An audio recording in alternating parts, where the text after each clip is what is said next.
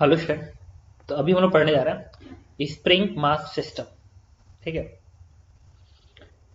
एक ब्लॉक है जिसका मास m1 है, इसका मास m2 है, बीच में एक स्प्रिंग लगा हुआ है।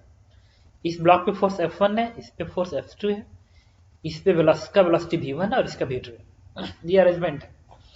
फोर्स का डायरेक्शन इधर भी हो सकता है, इसका इधर भी हो सकता है, कुछ भी। ये जनरल केस है। इसमें फर्स्ट पॉइंट जो इंपॉर्टेंट वो ये है, जो समझना है आपको। सपोज करिए v1 की वैल्यू v2 से ज्यादा है, v1 की वैल्यू v2 से ज्यादा है, तो क्या होगा?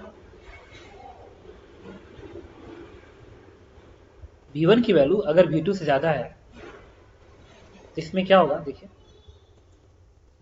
अगर v1 की वैल्यू इस v2 से ज्यादा है तो आगे वाला ब्लॉक तेज भाग रहा है, पीछे वाला ब्लॉक धीरे धीरे भाग रहा है। आगे वाला ब्लॉक तेज, पीछे ब्लॉक धीरे धीरे भाग रहा है। तो कंफर्म है कि जब तक इसकी वेलोसिटी इससे ज्यादा रहेगी तब तक बीच का इलोंगेशन क्या होगा? इंक्रीज करेगा। तो इलोंगेशन कब तक बढ़ेगा? जब तक कि इसकी वेलोसिटी इससे ज्यादा रहेगी। तो इलोंगेशन का बढ़ना, इलोंगेशन मैक्सिमम कब होगा? जब मैं ये कहूंगा कि इसकी वेलोसिटी और इसकी वेलोसिटी इक्वल हो गई। ठीक है। इस चीज को आपको याद रखना है। ठीक है। और क्या याद रखना है कि मैक्सिमम इलोंगेशन तब आएगा जब इसकी वेलोसिटी और इसकी वेलोसिटी इक्वल होगी। देखो ना, एक ब्लॉक ए है और एक ब्लॉक ए है। इसकी वेलोसिटी ज्यादा है, इसकी कम है, तो बीच की दूरी बढ़ती रहे। देखो यहां शुरू कर रहा हूं, दूरी बीच की बढ़ रही बढ़ रही बढ़ रही है। तो कब तक बढ़ती रहेगी? जब तक इसकी वेलोसिटी से ज्यादा रहेगी। तो वो कैसे इसकी वेलोसिटी कम हो सकती है? ये जो स्प्रिंग है ना बीच का, वो जब इलांगेटेड होगा तो इस ब्लॉक को पीछे खींचेगा, तो इसकी स्पीड को कम करने की कोशिश करेगा। और जब इलांगेटेड है तो इसको आगे खींचेगा, तो इसकी स्पीड बढ़ाने की कोशिश करेगा। तो एक टाइम ऐसा ला देगा जब इसकी वेलोसिटी और इसकी वेलोसिटी इक्वल हो जाएगी। उस टाइम पे इस स्प्रिंग का इलांगेशन सबसे ज्यादा होगा। और इसके लिए मुझे स्प्रिंग समझने की जरूरत नहीं है कि स्प्रिंग खींचेगा क्या करेगा। एक सिंपल सी बात है, यही लाइन अपने आप में सफिशियंट है कि अगर मैं ये कह रहा हूं कि ये जो ब्लॉक है, ये जो ब्लॉक है इसकी वेलोसिटी इससे ज्यादा है, तो जब तक इसकी वेलोसिटी इससे ज्यादा रहेगी बीच की दूरी बढ़ेगी, मतलब इलोंगेशन बढ़ेगा। तो इलोंगेशन मैक्सिमम कब आएगा? जब इसकी वेलोसिटी इसके इक्वल होगी। क्योंकि बढ़ते बढ़ते बढ़ते एक ऐसा टाइम आएगा जब दोनों की वेलोसिटी इक्वल हो जाए। लेकिन अगर इसकी इसकी स्पीड हमेशा इससे ज्यादा है तो इलोंगेशन तो हमेशा बढ़ता रहेगा, बढ़ता रहेगा। और स्प्रिंग ऐसा इस केस में होने नहीं देगा, क्योंकि स्प्रिंग अगर इलोंगेशन बढ़ता गया तो कभी ना कभी तो आगे ब्लॉक को पीछे को पुल करके नेट फोर्स को पीछे को बना ही देगा। और नेट फोर्स पीछे को बना दिया, बना दिया नेट फोर्स अगर पीछे को कर दिया तो इस ब्लॉक की जो वेलोसिटी है वो कम होने लगेगी। फिर एक ऐसा टाइम आएगा जब दोनों ब्लॉक की वेलोसिटी इक्वल हो जाएगी।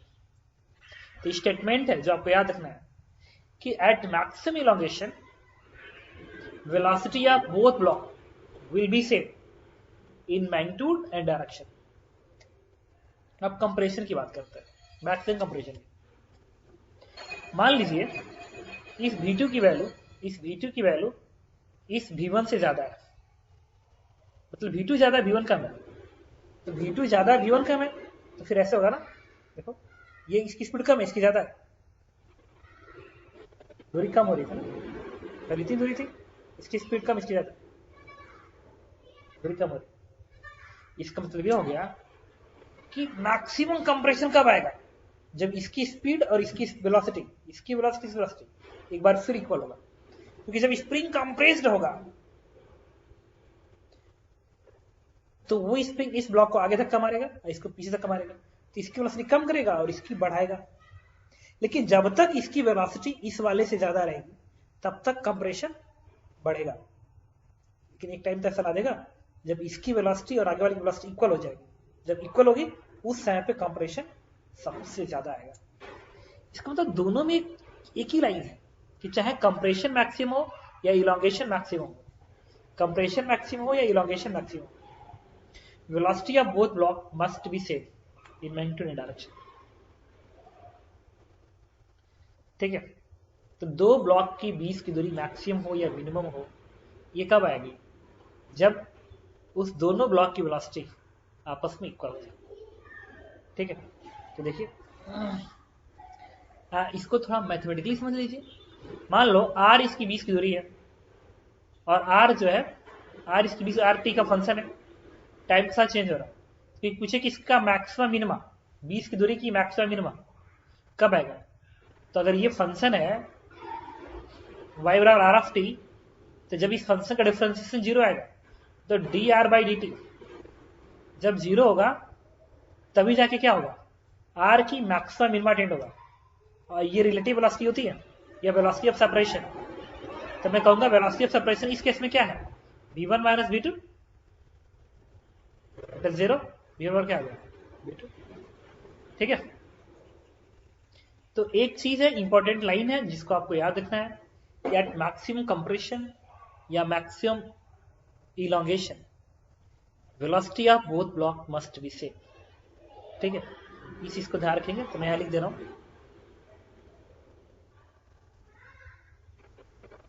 कि एट मैक्सिमम इलोंगेशन या कंप्रेशन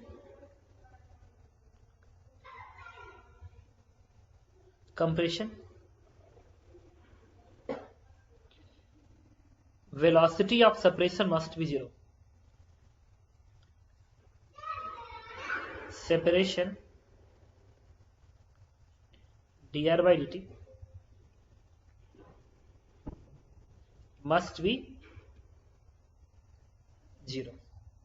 इसी का एक सबसेट है, वो आप लिख सकते हैं कि अगर वो मोशन स्ट्रेट लाइन में हो रहा है, स्ट्रेट लाइन में दोनों पार्टिकल स्ट्रेट लाइन में मोशन कर रहा है, इसका अच्छा इसका सबसेट है कि अगर ये मोशन स्ट्रेट लाइन पे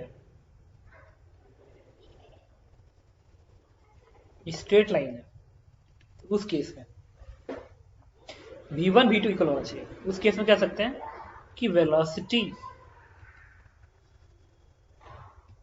of both block must be same.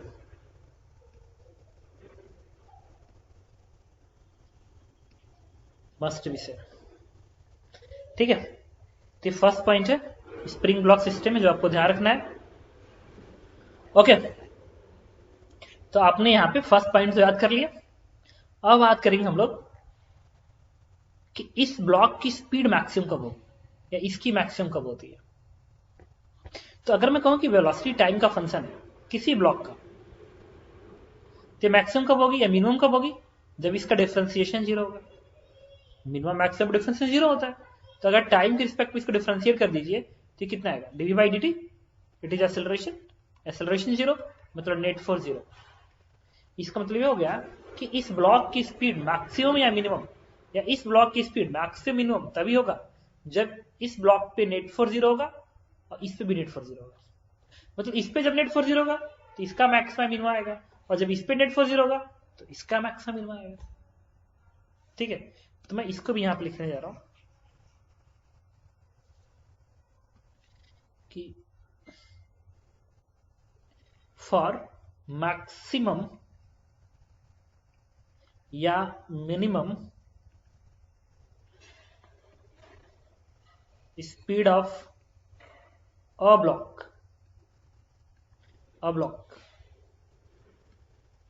Net force on block must be zero. अब इसका एक सबसेट बताता हूं। मान लो स्प्रिंग ब्लॉक सिस्टम है, उसमें सिर्फ स्प्रिंग है और बाहर से कोई फोर्स काम नहीं कर रहा है।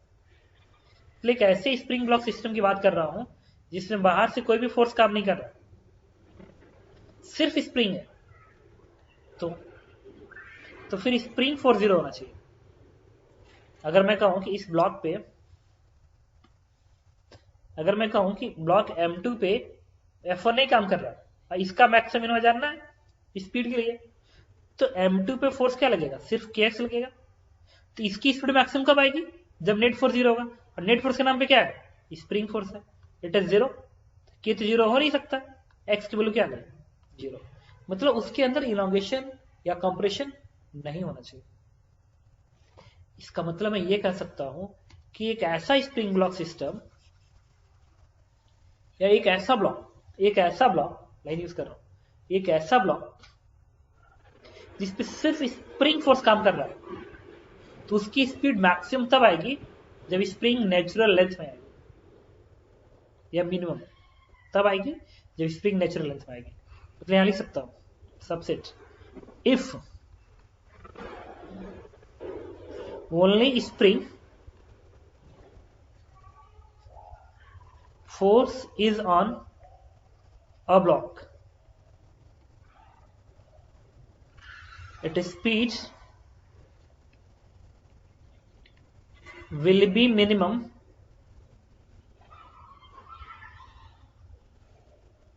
या maximum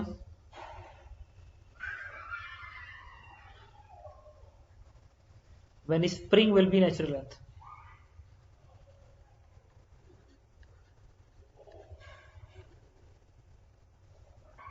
ठीक है, क्योंकि नेचुरल लेंथ में आएगा तो स्प्रिंग फोर्स 0 हो जाएगा। तो वही एक केस होगा जिस केस में ऐसा। ठीक, तो यहां पे मैंने आपके सामने दो इंपॉर्टेंट पॉइंट लिखवाया है कि मैक्सिमम इलॉन्गेशन मैक्सिमम कंप्रेशन पे क्या होगा जब दोनों ब्लॉक की वेलोसिटी इक्वल होगा, अगर स्ट्रेट लाइन मोशन है तो। दूसरा मैंने आपको बताया कि मैक्सिमम स्पीड या मिनिमम स्पीड कब आएगी, जब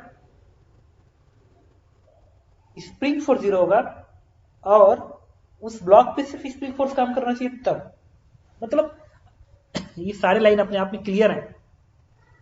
मैं इसकी बात कर रहा था, इसी की स्पेशल केसेस की बात कर रहा था, अदरवाइज ये सब तो अपने आप में क्लियर है। ओके, क्वेश्चन करता है, एक बार फिर पढ़ लेना। ये लाइन ये बता रहा है कि अगर किसी ब्लॉक पे सिर्फ स्प्रिंग फोर्स काम कर रहा है तो उस ब्लॉक की स्पीड मिनिमम या मैक्सिमम कब आएगी, जब स्प्रिंग नेचुरल लेंथ में आएगा। और ये लाइन क्या बता रहा है कि अगर दो ब्लॉक स्ट्रेट लाइन मोशन कर रहे हैं, स्प्रिंग लगा हुआ है, तो स्प्रिंग का कंप्रेशन या इलॉन्गेशन मैक्सिमम कब आएगा, जब दोनों ब्लॉक की वेलोसिटी आपस में इक्वल होगी। बस क्वेश्चन करें, देखो। इस दो पॉइंट के बाद एक और मैं थर्ड स्पेशल पॉइंट बताता हूं, उसको भी आपको ध्यान रखना है। ठीक है, तो इसके लिए मैं यहां पे इसको इरेज करता हूं।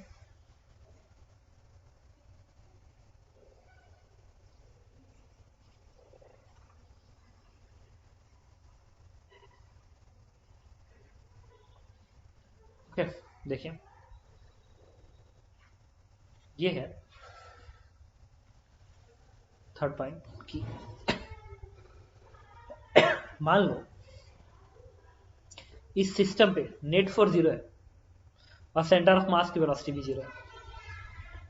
अगर मैं कहूं कि किसी स्प्रिंग ब्लॉक सिस्टम पे नेट फोर्स 0 है और सेंटर ऑफ मास की वेलोसिटी 0 है, इसका मतलब ये है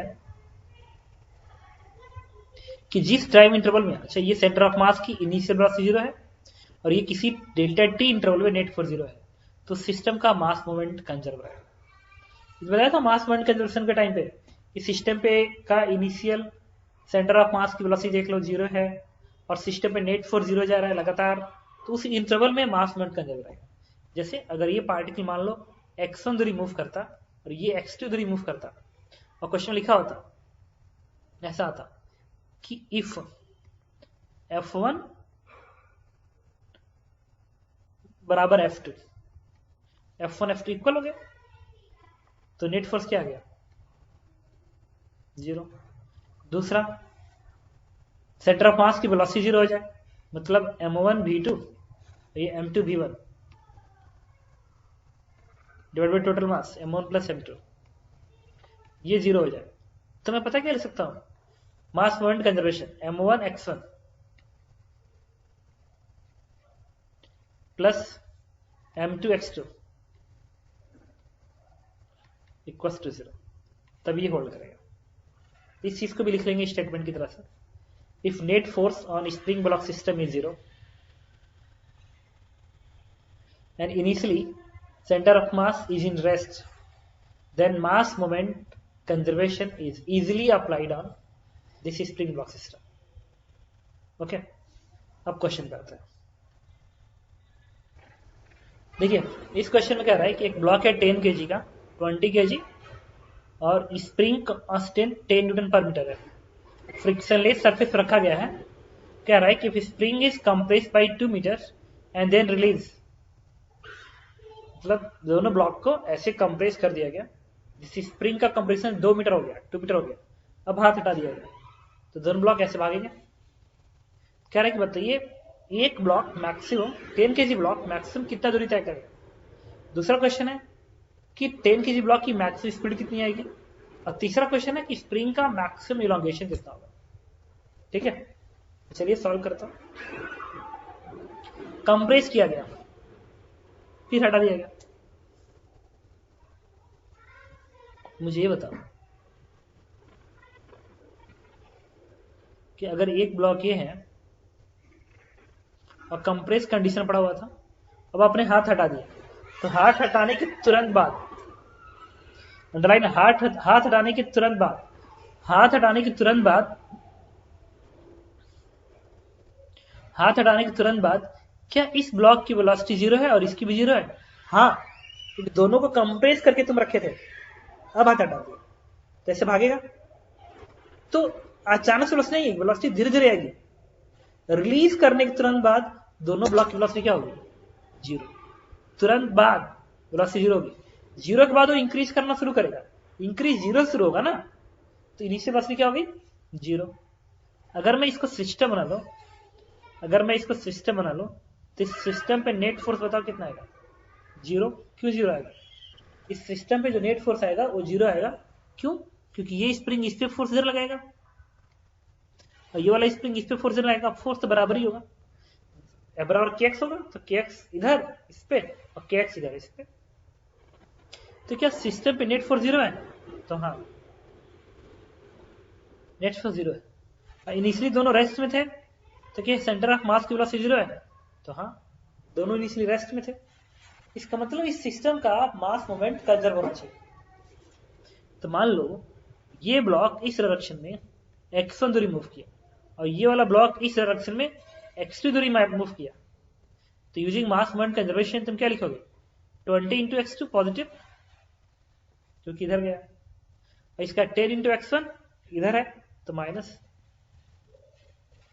और ये हमेशा यूज होगा इक्वल टू 0। इससे प्रूफ क्या हो गया? x1 बराबर 2x2। मतलब हर वक्त इसके मोशन में ऐसा होगा कि ये जो ब्लॉक होगा 10 kg ब्लॉक, वो ज्यादा दूरी तय, दुगना दूरी तय करेगा, जबकि ये बस इतना ही तय करेगा। होना भी चाहिए भाई, फोर्सेस तो बराबर है, जितना स्प्रिंग फोर्स इस पे लग रहा है उतना स्प्रिंग फोर्स इस पे लग रहा है, लेकिन मास इसका कम है। जब मास कम होगा तो एक्सेलरेशन ज्यादा आ जाएगा ना, और एक्सेलरेशन ज्यादा हो जाएगा तो ब्लॉक ज्यादा दूर जाएगा। नहीं भाई, किसी दो ब्लॉक है, एक पे ज्यादा फोर्स, एक पे, दोनों ब्लॉक पे सेम फोर्स लगाओ, तो कौन तेज भागेगा? जिसका मास कम हो, तो ज्यादा दूर तक चला जाएगा। वही इसमें दिखेगा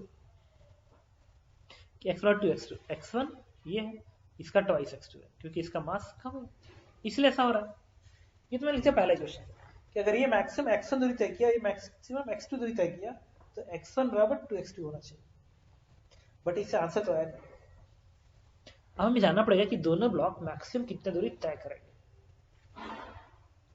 अच्छा, स्प्रिंग ब्लॉक सिस्टम है, मैं अलग से लिख दे रहा हूं कि मैक्सिमम किन चीजों की पड़ती है और किससे क्वेश्चन सॉल्व हो जाता है। पहला, लीनियर मोमेंटम कंजर्वेशन, ट्राई करके देखो हो रहा है कि नहीं हो रहा है। दूसरा, एनर्जी कंजर्वेशन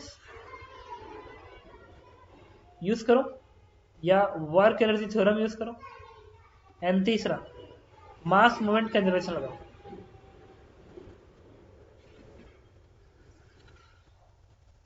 आपको स्प्रिंग ब्लॉक सिस्टम मैक्सिमम इसी तीन में से या तो तीनों इक्वेशन यूज करना पड़े, या कोई एक या कोई दो, but you think either use linear momentum conservation या एनर्जी कंजर्वेशन या वर्क एनर्जी थ्योरम या मास मोमेंट कंजर्वेशन, आपको इन्हीं में से कोई यूज करना है।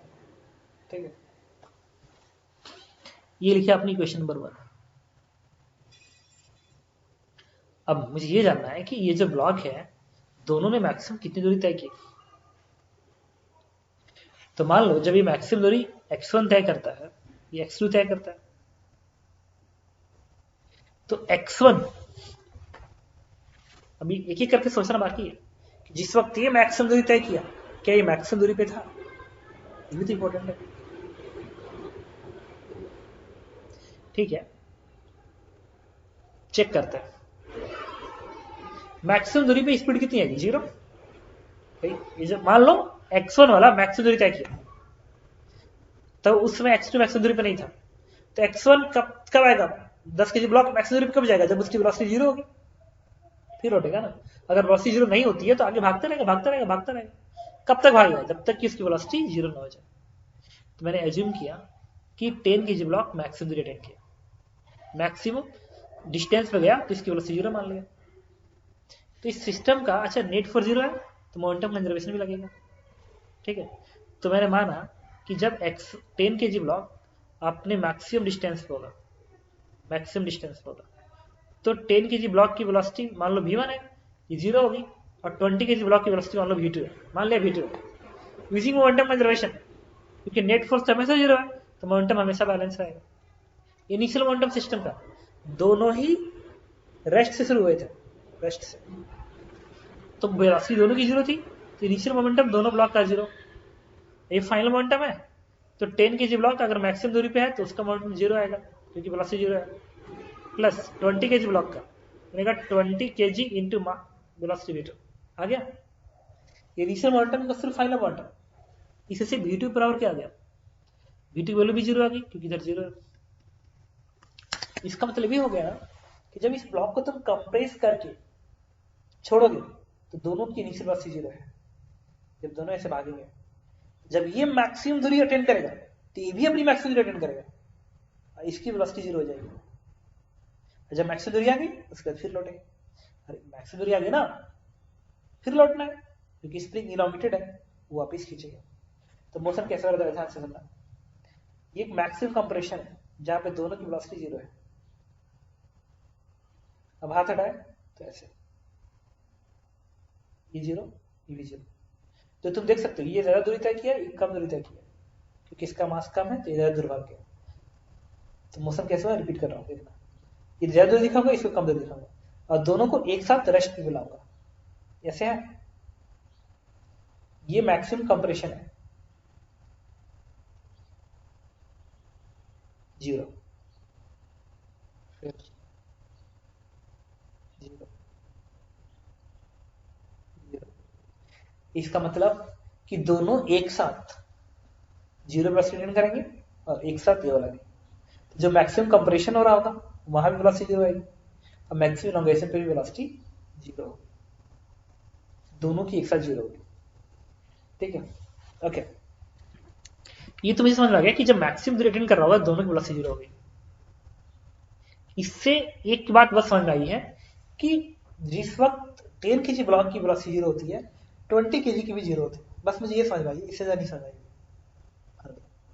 लेकिन x1 x2 पाने के लिए जाना पड़ेगा कि जब मैक्सिमम दूरी अटेंड किया उसमें स्प्रिंग का इलॉन्गेशन कितना था, तो मुझे कुछ समझ में आ जाता। ठीक है, तो इसके लिए मैंने एनर्जी कंजर्वेशन का यूज किया।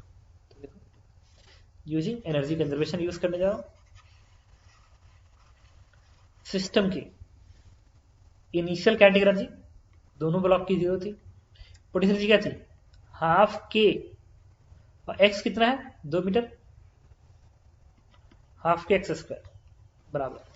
सिस्टम की फाइनल काइनेटिक एनर्जी दोनों ब्लॉक की 0 होगी मैक्सिमम दूरी पे, तो काइनेटिक एनर्जी 0 होगी, बच गई स्प्रिंग एनर्जी हाफ के इंटू एक्स स्क्वायर। तो हाफ के से हाफ के कटेगा, एक्स की वैल्यू क्या आ गई? 2। इसका मतलब ठीक है, एक्स की वैल्यू आ गई 2 उल्टा प्लस माइनस 2, प्लस साइन बता रहा है इलॉन्गेशन, माइनस साइन बता रहा है कंप्रेशन। स्प्रिंग के अंदर x की अगर वैल्यू पॉजिटिव आती है तो वो इलॉन्गेशन होता है, और x नेगेटिव होता है तो कंप्रेशन होता है। तो इसमें क्या हुआ होगा बताता हूं। 2 मीटर का कंप्रेशन था शुरू में, फिर क्या होगा? 2 मीटर कंप्रेशन था, फिर इस भाग में फिर एक नेचुरल लेंथ आया होगा जहां पे x 0 होगा, और नेचुरल लेंथ स्पीड मैक्सिमम हो जाती है, डिवाइडर था, स्पीड मैक्सिमम है, फिर आगे भागेगा, रेस्ट। अब 2 मीटर का इलॉन्गेशन आ गया, तो पहले 2 मीटर का कंप्रेशन था, अब बाद में 2 मीटर का इलॉन्गेशन आ गया। तो मोशन ऐसा होगा, ऐसे ऑसिलेटरी होता रहेगा। 2 मीटर कंप्रेशन, फाइनली 2 मीटर का इलोंगेशन। ठीक है, तो चलो एक काम करते हैं, पहले मैं इसको इरेज कर दूं, फिर इक्वेशन पे आते हैं।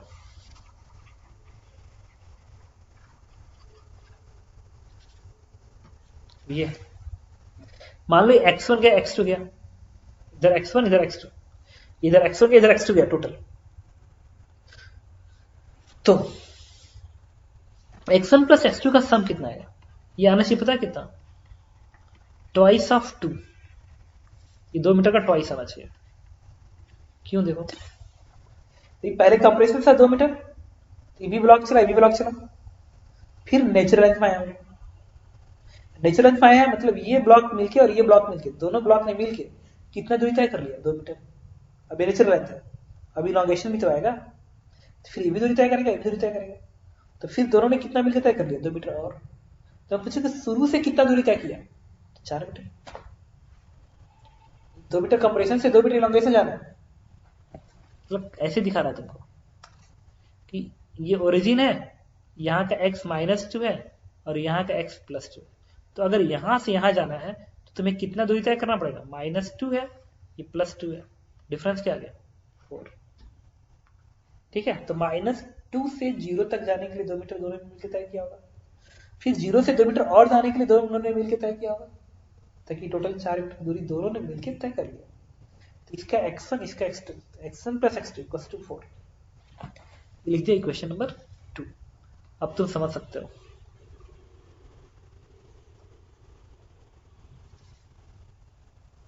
दो इक्वेशन दोनों सॉल्व कर दो तो आंसर आ जाएगा। Maximum distance move by 10 kg block, x उठा के यहाँ पर रख दो तो बनेगा 2x2 और x2 3x2, ये आएगा 4/3। अब x1 कितना, x2 आएगा 4/3, यहाँ से x1 क्या आएगा, x2 4/3 उठा के यहाँ पर रख दो, x1 आ गया 8/3, तो आंसर इज 8/3। ओके, तो मैंने पहला क्वेश्चन बताया maximum distance move by 10 kg block is 8/3, maximum speed of 10 kg block, इसको सॉल्व करते हैं। तो इसके लिए एक काम करें, यहीं पे कर लेते हैं सॉल्व।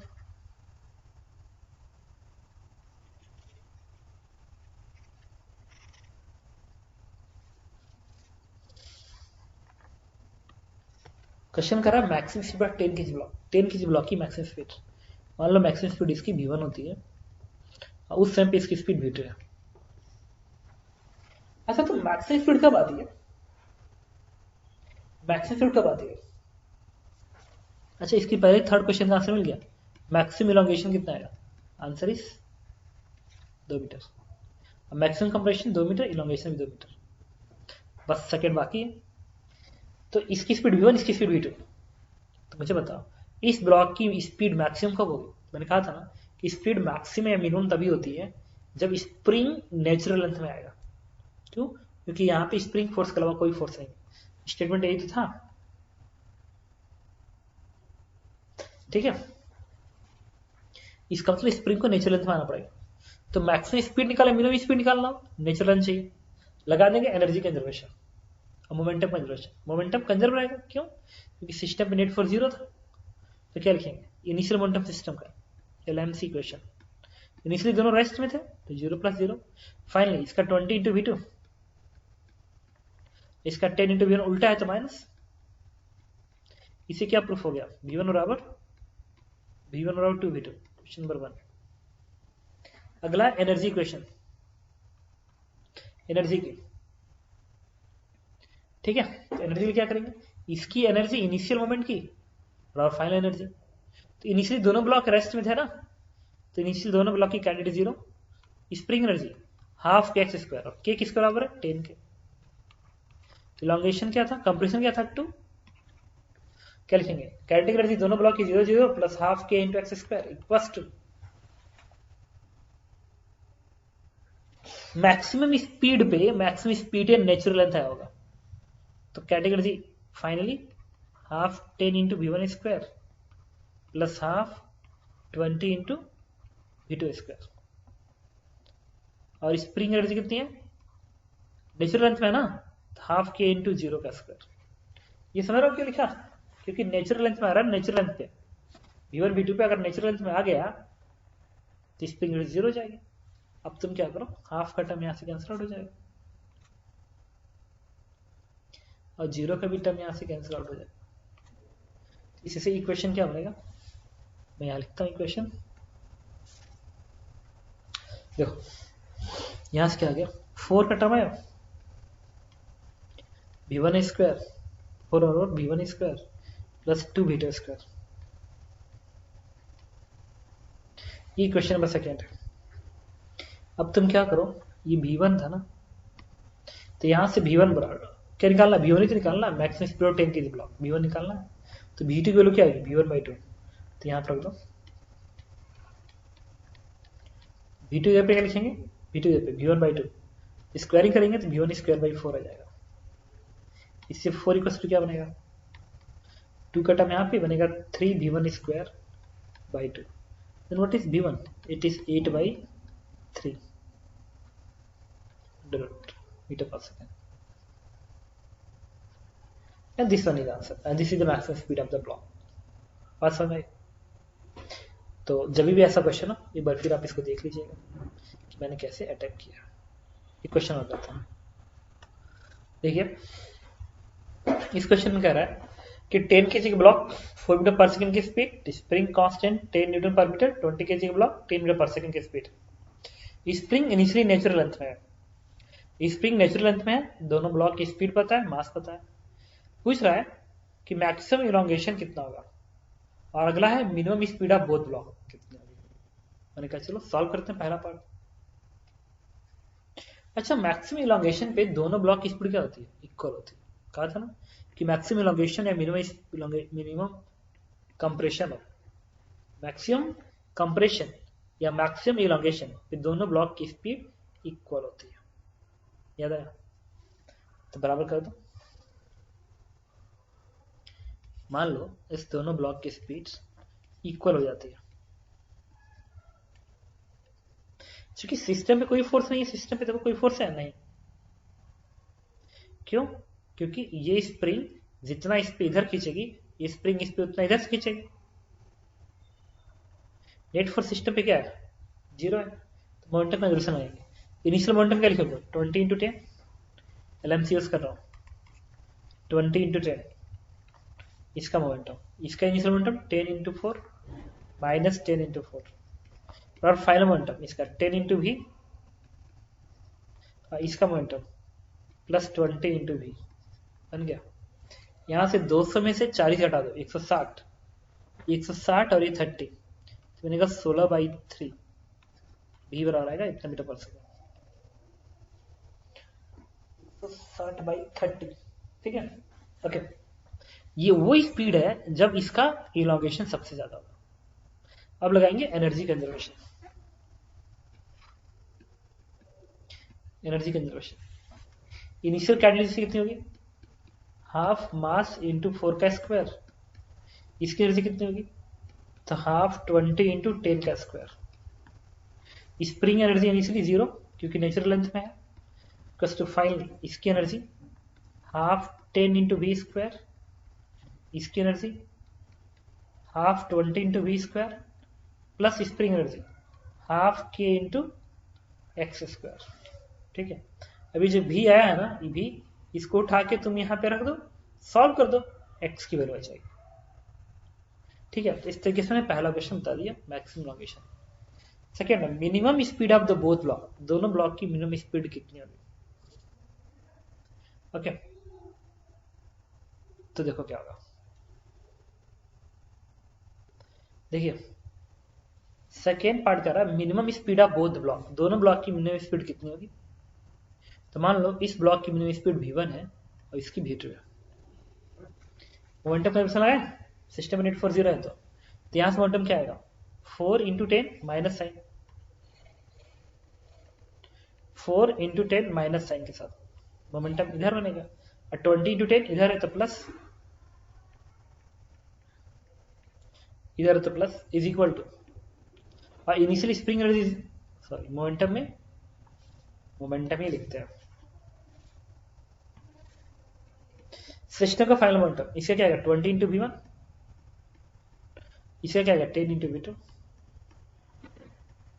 इसी क्वेश्चन क्या बन गया 200 में से 40 हटा दो 160 बनेगा 16 2V1 प्लस V2 बराबर 16।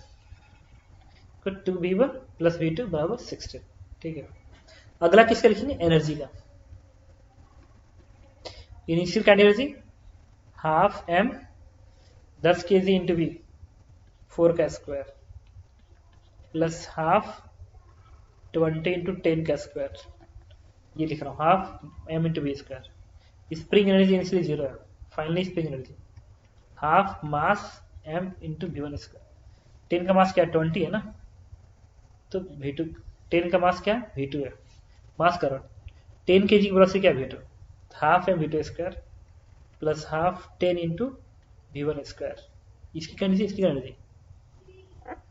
और मिनिमम स्पीड कब आती है, मिनिमम स्पीड या मैक्सिमम स्पीड तब आती है जब स्प्रिंग नेचुरल लेंथ में होता है, तो प्लस 0। कुछ समझ रहे हो क्या कर रहा हूँ, मिनिमम या मैक्सिमम स्पीड तब आता है जब स्प्रिंग नेचुरल लेंथ में होती है। एक बार फिर 0 कर दिया। इसी क्वेश्चन क्या बन गया देखो, हाफ का टर्म कैंसिल आउट होगा, 0 का भी टर्म निकल गया।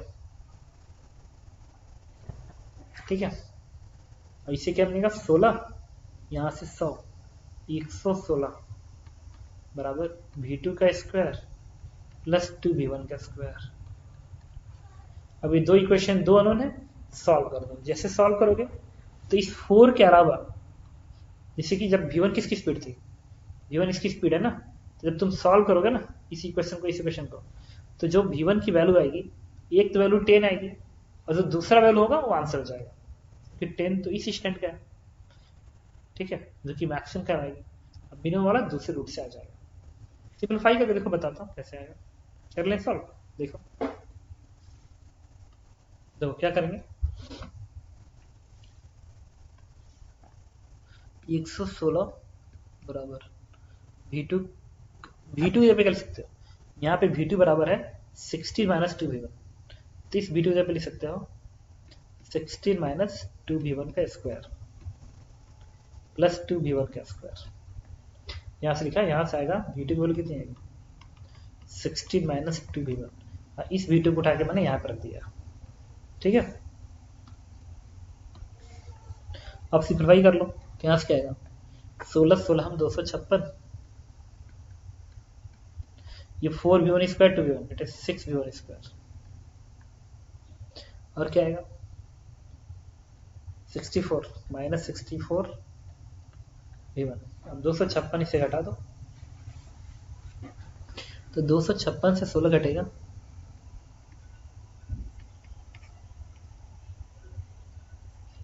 4 140।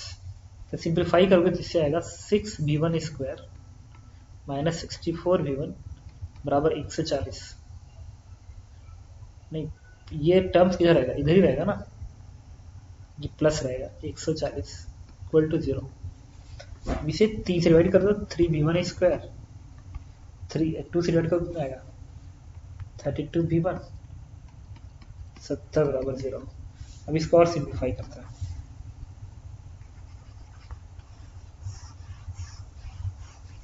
लगा दो सिरे 4 का फॉर्मूला। ठीक है, देखो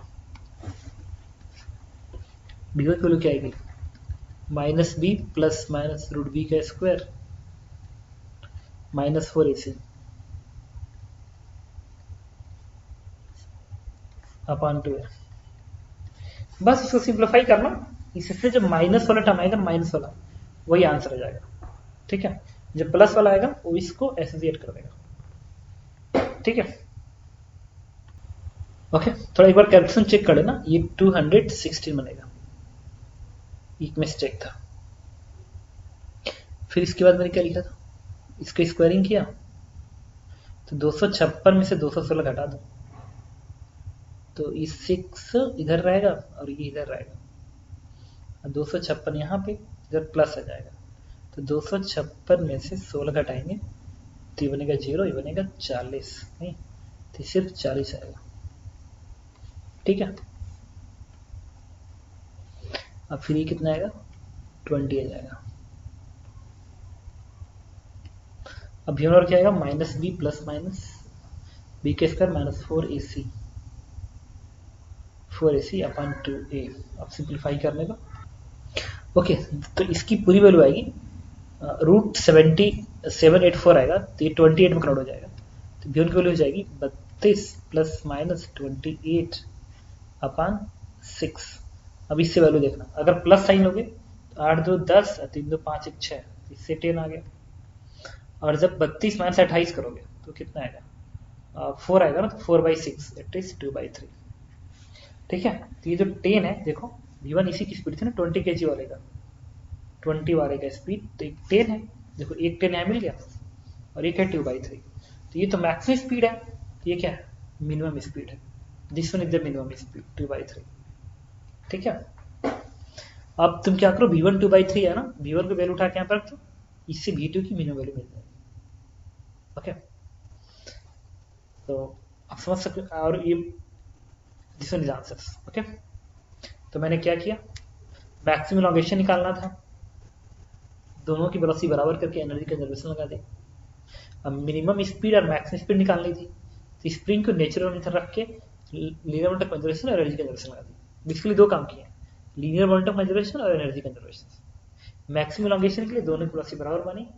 अब मिनिमम स्पीड या मैक्सिमम स्पीड के लिए स्प्रिंग को नेचुरल लेंथ मान के सॉल्व करते हैं। ओके।